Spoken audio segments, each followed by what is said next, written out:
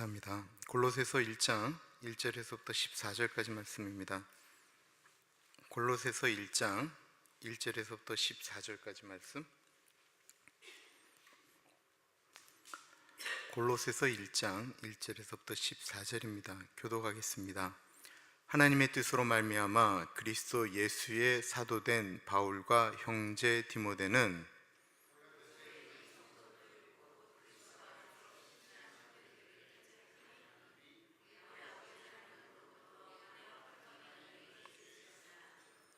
우리가 너희를 위하여 기도할 때마다 하나님 곧 우리 주 예수 그리스도의 아버지께 감사하노라.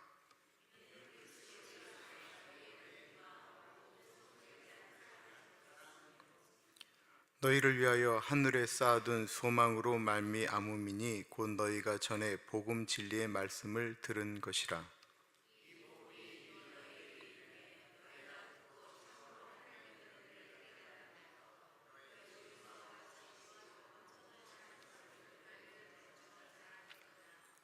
이와 같이 우리와 함께 종된 사랑하는 에바브라에게 너희가 배웠나니 그는 너희를 위한 그리스도의 신실한 일꾼이요 이로써 우리도 듣던 날부터 너희를 위하여 기도하기를 그치지 아니하고 구하노니 너희로 하여금 모든 신령한 지혜와 총명에 하나님의 뜻을 아는 것으로 채우게 하시고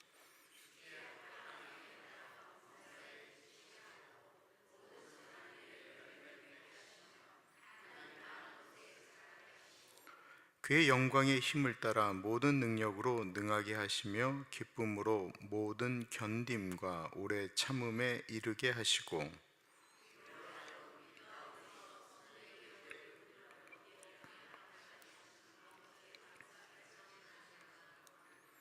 그가 우리를 흑암의 권세에서 건져내사 그의 사랑의 아들의 나라로 옮기셨으니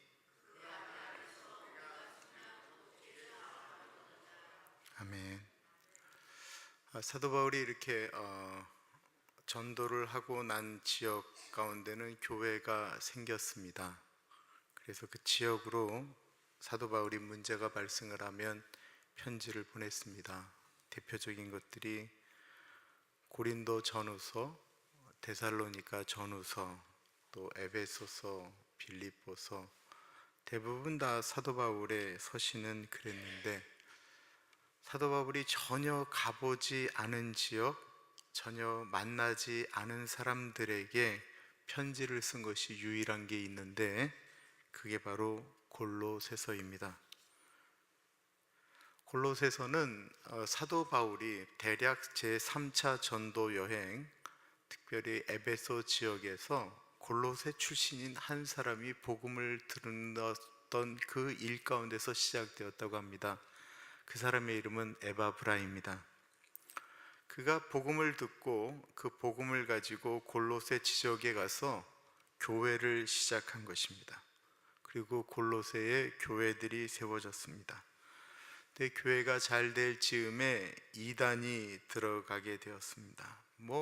우리가 지금 보는 그 갈라디아서, 히브리서, 야고보서 거의 비슷한 이단들이 들어갔는데 특별히 이 골로새 지역에 들어가 있는 이단은 예수 그리스도의 신적인 능력에 대해서, 예수 그리스도의 신성에 대해서 직접적인 공격을 했던 것 같습니다. 그래서 골로새서는 예수 그리스도에 대해서 상당히 많은 부분을 이야기합니다. 더군다나 예수 그리스도를 이렇게 이 땅에 머물렀던 분으로 이야기하는 것이 아니고 전 우주적인 그 분으로 언급을 하기 시작합니다.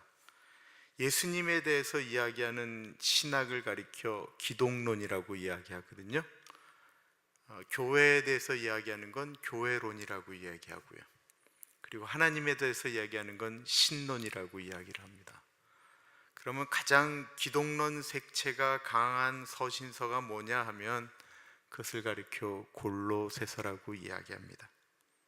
이 골로새서는 예수 그리스도에 대한 기독론에 대해서 이야기를 많이 한 책입니다. 그러니까 우리는 이 골로새서를 볼 때 사도 바울이 직접 방문해서 복음을 전한 곳이 아니구나 라고 하는 것을 이해를 해야 골로새서가 이렇게 좀 이해가 됩니다. 그리고 골로새서는 때때마다 예수 그리스도에 대해서 말씀하였구나 라고 하는 것이 골로새서를 읽으실 때 도움이 됩니다. 6절을 보시기 바랍니다. 이 복음이 이미 너희에게 이름에 너희가 듣고 참으로 하나님의 은혜를 깨달은 날부터 너희 중에서와 같이 또한 온 천하에서도 열매를 맺어 자라는도다. 이 6절 말씀에 보면 참 아름다운 이야기가 나오는데, 그것은 하나님의 은혜를 깨달은 날부터 라는 말을 우리가 좀 생각해 보아야 합니다. 우리가 신앙생활을 이렇게 할 때 하나님의 은혜를 깨달은 때와 그것을 깨닫지 않았는 때는 완전히 다릅니다. 우리는 은혜를 깨닫게 되면 어떻게 됩니까? 어렸을 적에 부모님의 은혜를 깨달으셨나요? 거의 깨닫지를 못하죠. 그러니까 어릴 때는 부모님의 고마움을 모르고 삽니다. 아이라고 하는 것의, 어린 아이라고 하는 것의 특징은 자기 만족이 없으면 계속해서 땡깡을 부린다라는 것입니다. 그러다가 나이가 들어 부모님의 사랑을 깨닫게 되면, 그 은혜를 깨닫게 되면 어떻게 되지요? 고마워하게 됩니다. 철이 들면 어머니라는 소리만 이렇게 나와도 눈물이 납니다. 군대 훈련소에는 꼭 있는 그 훈련 장소가 있습니다. 우리는 보통 그 장소를 눈물고개라고 이야기합니다. 제가 훈련소에서 훈련을 받을 때도 이 눈물고개가 있었습니다. 1m, 5m 전진하는 게 너무 어려운 거예요. 한 2m 전진했다가 거꾸로 다시 막 굴러서 5m 왔다가 또 올라가고 하면서 저 언덕을 넘어가야 되는데 언덕을 못 넘어가는 거예요. 그 언덕까지 올라가는 게 뭐 두세 시간이 걸려도 걸어가면 5분이면 넘어갈 곳을 끊임없이 그냥 나갔다가 뒤로 왔다가 그냥 오리걸음으로 올라갔다 내려갔다 하니까 진짜 막 사람이 입에서 단내가 나죠. 너무 힘듭니다. 그런데 그 지칠 대로 지쳐있는 그 상태로 거기를 이제 가는데 더 이상 인간의 힘으로는 못 올라가겠다 싶을 때 그 조교가 어머니 은혜라는 노래를 부르라고 합니다. 나실 때 괴로움 다 잊으시고. 그러면요, 너무 놀랍게도요, 거기를 오리걸음으로 올라가는데도요 그걸 다 넘어가요. 그냥 엄마 생각하면서 그냥 눈물이 콱 쏟아지는데, 그냥 이 육체적인 노동을 하는, 육체적인 고통을 겪는데도 진짜 엄마가 우리를 어떻게 키웠나 라고 하는 그 고통이 이렇게 다가오니까 거기를 오리걸음으로 이렇게 넘어가는 거예요. 그날 밤엔 그리고는 꼭 부모님에게 편지 쓰라고 합니다. 그러면 다 대체로 못된 사람들이라고 할지라도 그때만큼은 엄마 아빠한테 참 진정 어린 편지를 쓰게 됩니다. 은혜를 깨닫는 순간 뭐가 일어나지요? 감사가 나오게 됩니다. 교회는요, 은혜를 맛본 분들과 은혜를 맛보지 못한 분들이 혼재되어져 있습니다. 그거를 은혜를 맛보지 않으면 이게 좀 설명하기가 좀 어려운 거예요. 왜 저 사람이 저렇게 행동을 할까? 저 사람은 왜 저럴까? 뭐가 저렇게 불만일까? 이유가 있어요. 은혜를 경험해 보지 못했기 때문에 그래. 은혜를 경험하지 못하면 못하는 것이 하나 있는데 그게 감사예요. 감사는 은혜를 경험해야 감사가 나와요. 그래서 그들이 은혜를 알 때까지 교회는 기다려 주어야 합니다. 은혜를 깨달은 사도 바울이 고백했던 게 3절입니다. 3절 보세요. 우리가 너희를 위하여 기도할 때마다 하나님 곧 우리 주 예수 그리스도의 아버지께 감사하노라. 한 번도 가보지 않은 교회에 대한 이야기를 듣는데 이 사도 바울이 감사하는 거예요. 기도할 수 있는 교회가 있다라고 하는 것이 감사한 거예요. 여러분, 이렇게 힘들 때 와서 기도할 수 있는 교회가 있다라는 것, 섬길 수 있는 교회가 있다라는 것, 그거 정말 감사해야 됩니다. 여러분들 교회 막 싸우고 하시는데 경험들 하신 적들도 있으시죠? 그러면 교회가 나가서 기도하는 게 얼마나 어려운지 몰라요. 교회가 있다는 게 너무 감사한 거예요. 그리고 제 아는 목사님이 교회를 개척하셨는데 내가 그분의 얘기를 들으면서 내가 진짜 이 복이 겹구나 라는 생각이 들었어요. 주일마다 빌리는 장소기 때문에 가서 의자 세팅하고 뭐하고 주일 예배가 끝나면 싹 청소하고 의자를 다 걷어야 된다는 거예요. 앰프를 다 치워야 된다는 거예요. 그러나 그거 치우는 것보다 더 힘든 것이 있다고 한다면 내가 내 교회 가서 기도하지 못한다는 거예요. 얼마나 감사한지 모르겠어요. 근데 사도 바울이 그런 와중도 아니었어요. 사도 바울이 그 감옥에 있거든요. 그 사도 바울이 감옥에서 쓴 편지를 가리켜 감옥 안에서 썼다 해서 보통 우리는 옥중서신이라고 그래. 이 골로새서가 그 옥중에서 감옥에서 쓴 서신서 중에 하나입니다. 그런데 사도 바울이 그 힘든 감옥에서 이제 이런 편지 쓰다가 곧 죽을 목숨인데 거기서 감사했다라는 것입니다. 왜 그래요? 은혜를 받았기 때문에 그렇습니다. 사도 바울의 편지 안에서 가장 많이 나오는 글귀가 하나 있다고 한다면 예수 그리스도 안에서라는 말입니다. 그가 예수 밖에 있었던 삶을 경험했기 때문에 그 은혜, 예수 안에 들어와서 사는 삶이 얼마나 복된지를 깨닫게 되니까 그의 편지 안에는 예수 그리스도 안에서라고 하는 이야기가 많이 들어가 있습니다. 지난 12월 달에 미국에 잠깐 와서 2월 달에 애 둘 데리고 생활하다가 떠난 자매가 하나 있어요. 근데 그 자매를 처음 만났던 것이 2001년도였어요. 2001년도 그 옛날 오렌지 연합교회. 그때도 이 자매가 9월 달에 와서 12월 달에 떠났어요. 딱 3개월 있었어요. 이 자매가 우리 교회로 오려고 왔던 게 아니에요. 체프만 대학교 ESL 과정에 왔는데 그 체프만 대학교 저희 교회가 이렇게 붙어 있었거든요. 그러니까 학교에서 이렇게 나오는데 집도 어둡고 그러니까 교회를 찾아온 거예요. 근데 이 자매가 이렇게 굉장히 화려한 자매였어요. 화려한 자매인데 그냥 온 거예요. 교회를 한국에서 다녔지만 신앙생활을 열심히 하지 않은 자매. 교회를 출석하게 됐어요. 그때만 해도 저희 교회가 유학생 교회였기 때문에 젊은 애 오면 걔의 모든 생활 모든 것들을 다 저희가 해줬어요. 집도 구해줬는데 하필 집 구해준 집이 은퇴 선교사님 집이었어요. 그러니까 얘가 은퇴한 여자 선교사님하고 같이 생활을 하게 된 거예요. 3개월 동안. 그런데 이렇게 너무 삶이 그렇게 막 힘들고 차도 없고 막 이렇게 데려다주고 데려가고 막 이러다가 차도 사고 제가 걔 운전을 가르쳐서 운전면허도 따게 했어요. 근데 얘가 이제 시간도 나고 힘들고 그러니까 교회 와서 이렇게 기도하다가 소위 말하는 은혜라는 걸 경험하게 됐어요. 은혜를 경험하게 되고 이렇게 기도를 하면 이게 또 뭐가 이렇게 초신자 같으니까 하나님이 불쌍했는지 정말 아이한테 이게 뭔가를 막 보여주고 그러셨어요. 그리고 그가 고백했던 것이 진짜 하나님은 살아계시다라고 하는 것을 고백을 하고 딱 3개월 있다가 한국으로 돌아갔어요.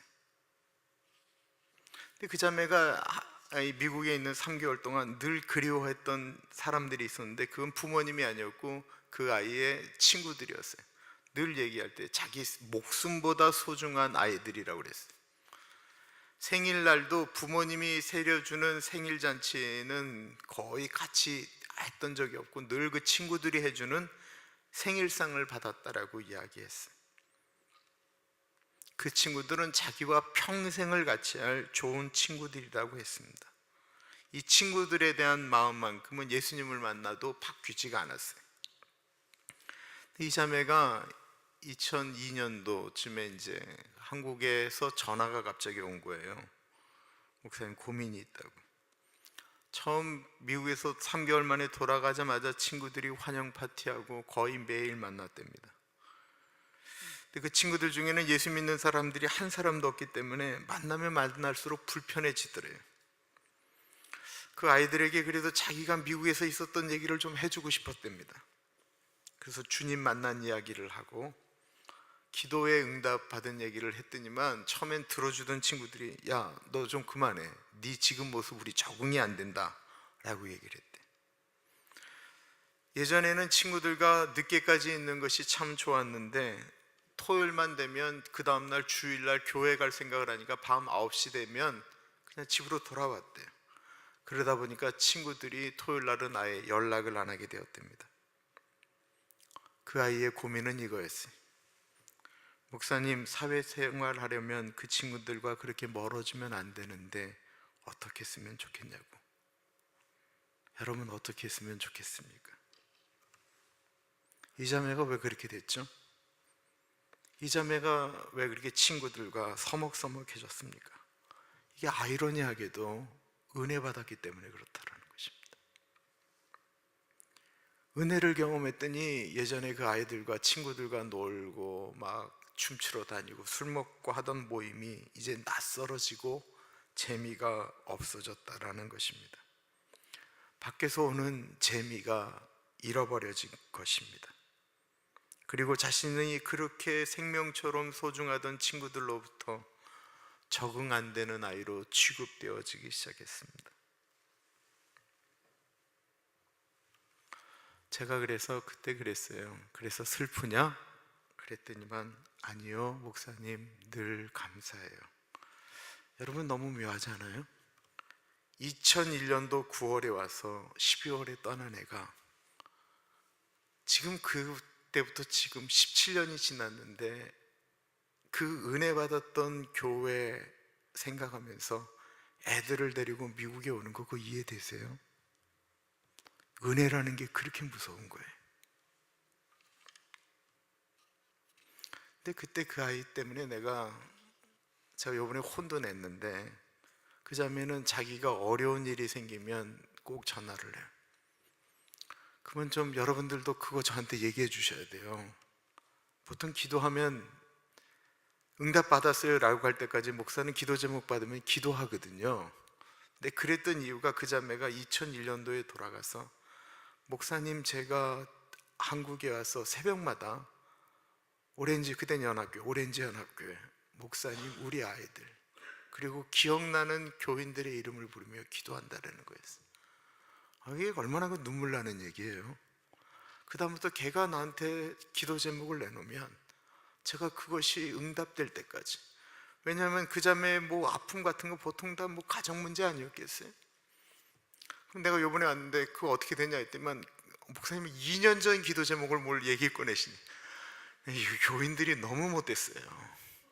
교인들은 진짜 못됐어요. 내가 보니까 나는 받은 대로 기도하는데 응답이 되면 대답을 안 해주는 거예요. 은혜 받으면 감사하게 됩니다. 그리고 그 감사는 열매를 맺게 돼 있어요. 아픈 일이지만 열매를 맺게 돼 있어요. 6절을 다시 한번 우리 읽어보겠습니다. 6절 같이 읽어보겠습니다. 시작. 이 복음이 이미 너희에게 이름에 너희가 듣고 참으로 하나님의 은혜를 깨달은 날부터 너희 중에서와 같이 또한 온 천하에서도 열매를 맺어 자라는도다. 예수님이 씨 뿌리는 대화를 말씀하셨죠. 씨를 뿌리러 나간 사람이 씨를 뿌리세 더러는 길바닥에 새가 먹어 없어지고 더러는 흙이 얇은 돌짝밭에 떨어짐에 싹이 났지만 햇빛이 내리쬐어 말라 죽었고 더러는 가시덤불에 떨어짐에 싹이 나고 자라지만 가시가 워낙 엉키어 기운을 막아 버림으로 결실을 하지 못하고 더러는 옥토에 떨어짐에 30배, 60배, 100배의 결실을 하였느니라. 이 결론적으로 하신 말씀이 옥토에 떨어진 씨는 30배, 60배, 100배의 결실을 맺는다. 그리고 그 말씀을 할 때 뒤에 뭐라고 그러냐면 듣고 깨달은 자다라고 이야기하거든요. 듣고 깨닫고 은혜를 받았다라고 하면서 열매가 없다고 한다면 그 깨달음은 의미도 없고 은혜라고 하는 것은 어느 곳에도 쓸데가 없다라는 것입니다. 열매가 무엇이지요? 그것은 내가 씨를 뿌린 사람일 수도 있고요, 나의 변화된 행실일 수도 있고 나의 변화된 성품일 수도 있습니다. 예수 믿는 사람은 열매를 맺습니다. 예수님 만난 사람은 열매를 맺습니다. 세상에 은혜 받은 사람치고 열매가 없는 사람은 없습니다. 사도 바울의 열매는 보면 사람이었습니다. 아까도 말씀드렸던 것처럼 이 골로새 교회는 사도 바울이 직접 세운 교회가 아니잖아요. 근데 열매에 대한 이야기라는 거예요. 사도 바울이 수많은 사람들에게 복음을 전했어요. 이 에바브라는 사람을 사도 바울이 알지도 못했어요. 그의 제자도 아니었어요. 그와 같이 움직이는 사람도 아니었어요. 근데 어떤 곳에서 복음을 전하는데 그 중에 한 사람, 에바브라는 사람이 그 복음을 들었다라는 것입니다. 그 사람이 골로새 가서 복음을 전하고 그 골로새 교회의 이야기를 이 사도 바울에게 편지로 보낸 거예요. 그것을 사도 바울은 열매로 이야기하였습니다. 왜 그러죠? 6절부터 8절을 한번 보겠습니다. 이 복음이 이미 너희에게 이름에 너희가 듣고 참으로 하나님의 은혜를 깨달은 날부터 너희 중에서와 같이 또한 온 천하에서도 열매를 맺어 자라는도다. 이와 같이 우리와 함께 종된 사랑하는 에바브라에게 너희가 배웠나니 그는 너희를 위한 그리스도의 신실한 일꾼이요 성령 안에서 너희 사랑을 우리에게 알린 자니라. 사도 바울의 열매는 에바브로뿐만이 아니라 복음을 전한 에바브로가 나아가서 복음을 전한 골로새까지 사도 바울은 열매로 생각하고 있습니다. 바울이 에바브라가 그렇게 훌륭하게 일을 감당할 줄 알기나 했을까요? 몰랐을 것입니다. 골로새 가서 복음을 전한 것도 아닌데 복음을 받은 그가 그렇게 바뀌었습니다. 우리 이성호 목사님도 어떨지 모르겠지만 저는 제가 고등학교 때부터 제 아버지가 목사라는 얘기를 감췄거든요. 제 친구들이 정말 그랬어요. 제가 목사가 됐다는 얘기를 알고는 진짜 하나님은 살아계시나 보다라고 얘기를 했어요. 그런데 우리 아버지 어머니도 그렇지만 누군가가 저에게 주의 사랑으로 선한 영향력을 미쳤죠. 지금 저희 교회에 계신 분들 중엔 제가 어른들 이야기를 들으면 전혀 주님과 관계없는 삶을 살았던 분들이 미국에 오셔서 복음을 받고 그분이 장로님이 되고 교회 리더십도 되고 또한 그분이 또 다른 사람들에게 열매를 맺는데 이분이 이렇게 되기까지 수많은 사람들이 영향력을 줬죠. 그죠? 그래서 우리가 누구를 만나든지 잘 몰라요. 그분이 나중에 어떻게 될지 잘 몰라요. 그래서 우리가 사람을 만났을 때 최선을 다하는 것이 참 중요하다라는 생각을 하게 됩니다. 그런 골로새 교회에 어려움이 오게 되자 사도 바울이 권면을 하게 되지요. 무엇을 권면했을까요? 9절 같이 읽어보겠습니다. 9절입니다. 시작. 이로써 우리도 듣던 날부터 너희를 위하여 기도하기를 그치지 아니하고 구하노니 너희로 하여금 모든 신령한 지혜와 총명의 하나님의 뜻을 아는 것으로 채우게 하시고, 하나님의 뜻을 아는 것으로 채우게 하시고. 사도 바울은 골로새 교인들이 하나님의 뜻을 알기를 원했습니다. 하나님의 뜻을 안다라고 하는 것에 대해서 지난주에도 좀 제가 제럴드 시처의 이야기를 하면서 이야기를 했는데, 우리가 그 하나님을 사랑한다라고 이야기하죠. 우리 하나님을 사랑하고 하나님의 뜻대로 살려고 애쓰고 노력한다라고 이야기합니다. 그럼에도 불구하고 많은 기독교인들이 하나님의 뜻에 별로 관심이 없습니다. 우리가 알고 싶은 하나님의 뜻은 이리 갈까요? 저리 갈까요?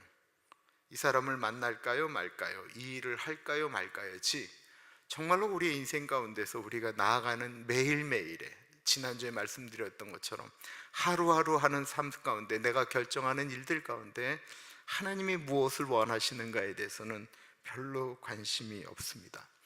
신앙이 깊어진다라고 하는 것은 어린아이의 일을 버렸다라고 성경에서 이야기하고 있습니다. 앞에도 언급한 것처럼 어른이 되면 부모님의 마음을 헤아리는 것처럼 신앙이 성숙해졌다라고 하는 것은 하나님의 아버지의 마음을 우리가 이루려고 애쓰게 된다라는 것입니다. 우리가 하나님의 뜻을 알려면 어떻게 해야 될까요? 제가 저희 집사람하고 살맛대고 산다고 해도 모르는 것이 많지만, 제가 저희 집사람을 가장 잘 알 수 있는 것은 본인의 감정적인 것들을 쓴 일기장을 보면 제가 우리 집사람을 가장 잘 알게 될 것입니다. 거기에는 아내의 마음이 이렇게 다 들어가 있을 것 아니겠습니까? 그러니까 우리가 하나님의 뜻을 알려면 하나님에 대해서 쓰여진 성경을 읽어야 합니다. 우리가 하나님을 알려고 하면서도 성경에 대해서 잘 알지 못한다는 것은 정말 이게 넌센스인 거예요. 우리가 할 수만 있거든이 아니고 우리는 꼭 성경을 읽어야 돼요. 다윗이 죽으면서 솔로몬에게 예언을 하였습니다. 역대상 28장 9절에 보면 내 아들 솔로몬아 너는 내 아비의 하나님을 알고 라고 말씀하였어요.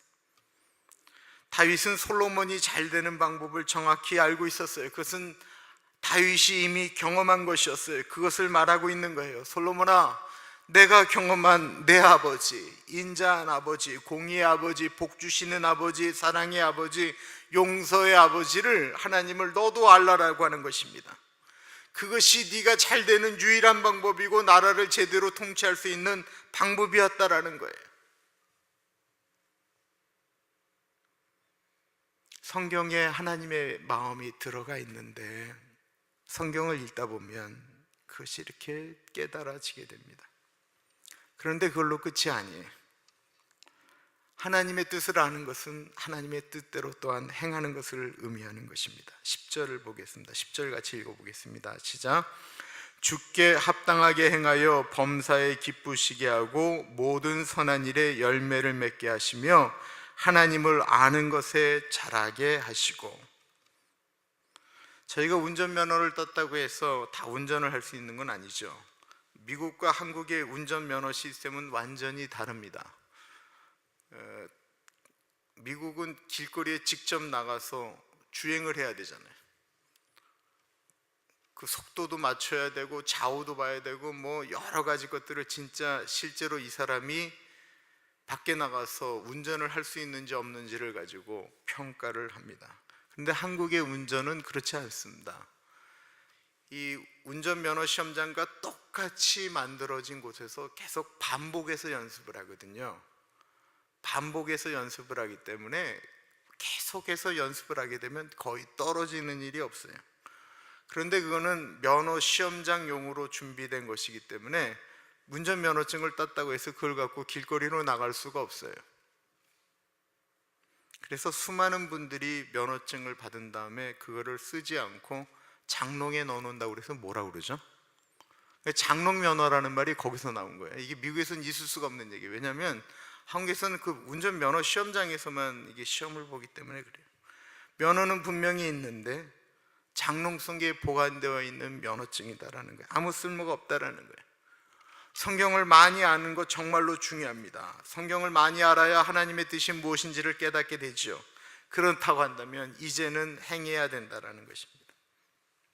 기독교는 행동하는 종교지 말로만 하는 종교가 아니다라는 것입니다. 제가 미국에 온 지 얼마 안 돼서 저희 교회도 몇 번 왔던 그 최원규 선교사하고 같이 몽골 기도 모임을 했어요.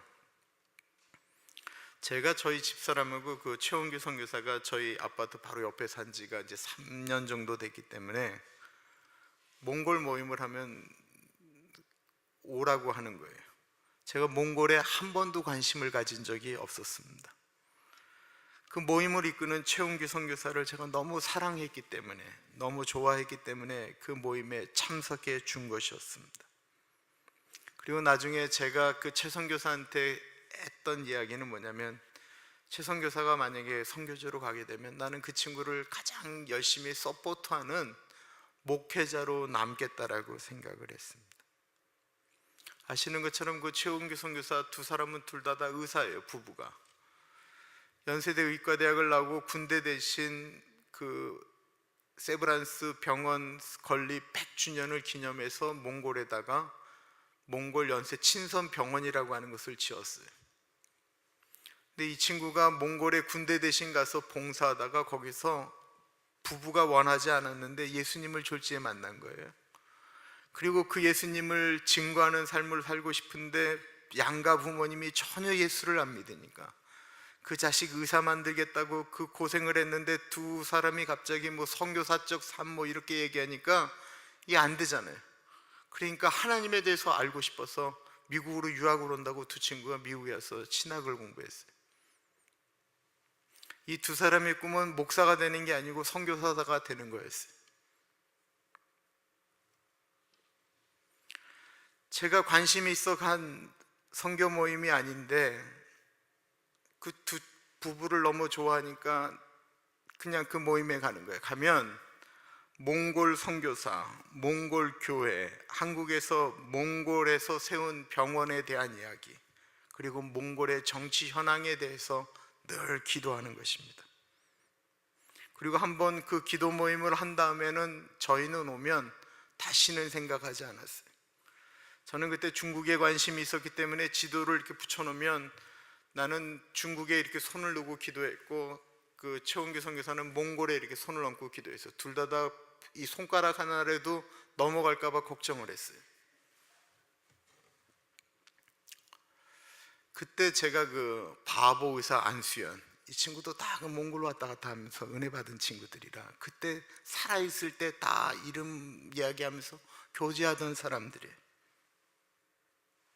그런데 거의 이제 3년 정도 그 기도 모임이 하는데 늘 그 최선교사 집에서 모이고 하니까 저희 집에서 초대해서 이제 몽골 모임이 있었어요. 뭐 몽골에서 선교사 하다 오시는 분들, 또 저쪽 LA 쪽에서 몽골 교회 하던 분들, 뭐 이런 분들이 늘 모였어요.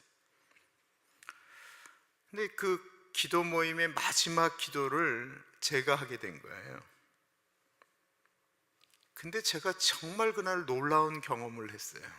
이게 3년 만에 경험한 거예요. 같이 중보 기도를 하고 마지막 기도를 하는데 갑자기 제가 막 통곡을 하기 시작하는 거예요. 통곡을.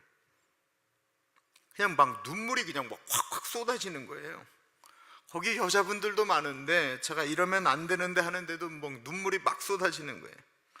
목사가 기도하다가 울 수도 있는 거 아니겠어요? 그런데 문제는 제가 몽골에 대해서 전혀 관심이 없다라는 것입니다. 몽골에 대해서 아는 것도 없습니다. 그런 제가 그때 그 몽골에 대해서 기도하는데 그런 간절함으로 기도하는 이유를 기도하는 제가 이해를 못 하겠는 거예요. 제가 끝나고 난 다음에 그 마음을 이해했습니다. 왜 그랬을까요? 자주는 아니지만 한 달에 한 번씩 그래도 몽골을 위해서 기도하다 보니까 제가 몽골을 이해하게 되었습니다. 기도할 때마다 어쨌든 그 선교사님들의 이름을 부르며 기도하다 보니까 마치 내가 그분들을 파송한 선교사와 같은 소망함이 생겼습니다. 그리고 중요한 것은 어쨌든 제가 그분들을 위해서 기도했다라는 것입니다. 몽골의 소식을 아는 것으로 끝난 것이 아니고 그들을 위해서 기도했다라는 것입니다. 여기에 중요한 의미가 있습니다. 저희 교회가 전도부가 태동된 다음에 전도부에서 명단을 줘서 기도를 하기 시작했습니다. 지금은 형식적입니다. 사람의 이름을 지금도 이렇게 명단을 보면서 해야 제가 기도할 수 있는데 그 숫자가 한 60명입니다. 근데 시간이 지나면 그분들이 어떤 상황이고 지금 그거를 내가 자꾸 기도하다 보면 지금은 잃지만 어느 순간에는 그것이 제 머릿속에 각인될 것입니다. 제가 여러분들 자녀들 손주들을 위해서 기도한 지 제가 어떤 분은 19년, 어떤 분들은 9년, 어떤 분들은 5년, 어떤 분들은 4년, 어떤 분들은 3년 이렇게 되었습니다. 기도한 지 오래됐습니다. 제가 이렇게 그냥 눈 감고 이렇게 하다 보면 기도 이름이 이렇게 확확 지나가는 것처럼 기도할 때가 있습니다. 제가 그렇게 기도하다가 지난번에 고백한 것처럼 내가 요즘은 어떻게든지 내가 혈류병 걸린 여인이 옷자락 잠듯이 기도하려고 애를 쓰고 있습니다. 그런데요, 그렇게 기도하니까 그 교인의 기도 제목, 아이의 기도 제목, 아이가 뭐 어디 갔다 어떻게 됐다라는 그것은 저한테는 마치 내 새끼가 이루어진 것과 같은 그런 기쁨입니다. 왜 그러냐면 내가 기도하기 때문에 그렇습니다. 아무 상관없는 것 같은데 기도한다라는 게 나한테 그 마음을 그렇게 주는 것 같아요. 우리가 주님의 말씀을 자주 듣고 그 말씀을 자주 접하다 보면 처음에는 희미하게 느껴지는 것 같고 하나님에 대해서 잘 모르는 것 같지만 자꾸 듣다 보면 자꾸 노력하다 보게 되면 어느 순간에 우리가 모르는 거예요. 그게 물론 이렇게 탁 클릭될 수도 있지만 어느 순간에 그것이 이렇게 안에 우리의 체질 자체가 하나님 닮아가는 것처럼 움직여질 수 있다는 거예요. 우리가 하나님 사랑합니다, 하나님 찬양합니다 이렇게 고백은 하지만 이게 마음속으로 이게 확 안 다가올 때가 많아요. 그런데 알아가면 알아갈수록 그 마음에서 사랑이 일어난다라는 것입니다. 제가 우리 교회 교인이 어느 날 우리 아이하고 결혼할 대상인데 애 이름이 이거예요 라고 얘기를 했어요. 내가 그냥 그 아이의 이름을 들었으니까 그냥 그 아이 배우자를 얘기할 땐 그 아이의 이름을 부르면서 기도했죠. 아직 결혼한 것도 아닌데 어느 갔는데 그 자리에서 그 아이라고 하면서 소개를 하는데 내가 그 아이 이름을 탁 불렀어요. 그 친구도 놀래고 저도 또 그 이름이 툭 튀어나오니까 너무 놀래고. 그런데요, 제가 그 이름을 부를 때 마치 내가 연인을 부르듯 현진아? 이렇게 불렀다니까요. 너무 놀랍죠? 왜 그랬을까요? 내가 불렀기 때문에 그래요. 한 번도 본 적은 없어요. 하나님에 대해서 우리가 잘 몰라요. 모를 때가 많고 하나님 무슨 뜻인지도 몰라요. 하나님께 기도하고 하나님 찬양하다 보면 어느 순간에 그 하나님이 내 안에 계신다라고 하는 것이 이렇게 느껴지는 것, 그는 뭐 하늘에서 불 떨어지는 계시보다 어쩔 때는 더 감동적인 것 같아요. 내가 누구를 사랑하는구나 느껴졌을 때 그 따뜻함과 같은 거예요. 지금 사도 바울이 골로새 교인들에게 그거를 지금 이야기하고 있는 거예요. 그 은혜가 우리의 삶 가운데도 넘치기를 소원합니다. 기도하겠습니다. 참으로 존귀하신 하나님 아버지, 이제 골로새서를 시작하게 됩니다. 예수 그리스도를 믿게 되었지만 아직도 그 은혜를 못 깨달아서 그 감사 안에 거하지 못하고 너희들이 그런 식으로 예수 믿는다고 해서 천국 못 간다, 너희가 율법을 행해야 된다, 이런 여러 가지 말들에 흔들리는 그들에게 은혜에 대해서 이야기하고 감사에 대해서 이야기를 합니다. 하나님, 우리의 삶 가운데도 그런 은혜와 감사가 있기를 소원합니다. 존귀하신 예수님, 우리가 주님 바라보며 이 자리에 이 수요일날 이 깊은 밤에 와 있습니다. 주님이 은혜 주셔야 우리가 감사할 수 있고 주님이 은혜 주셔야 우리가 사랑할 수 있습니다. 주님, 우리가 하나님 아버지의 이름을 부를 때마다 하나님의 이름에 그 합당한 그 은혜를, 그 사랑을 우리가 경험하게 하여 주십시오.